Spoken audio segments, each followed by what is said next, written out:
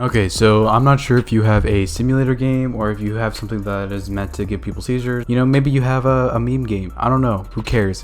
I'm not involved in your... You know what? You need that perfect radio gradient because gee dang it, if you don't get it soon, you're just going to quit developing. I know it. Open up Studio, you'd open up your game or whatever, right? Make sure you have this command bar. If you don't, you should see the option in view and just make sure it has that darkened area around it. And then you should see this link in the description. You should bring it to here. I promise it's not a virus. I don't know. I wrote it myself, but I don't even know what I'm doing anymore. And just go ahead and paste it in the command bar.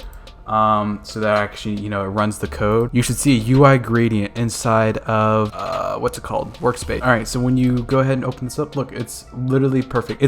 Okay, I'm gonna give you a hint. It's just a tiny bit imperfect, but I promise it's not noticeable. Look at this.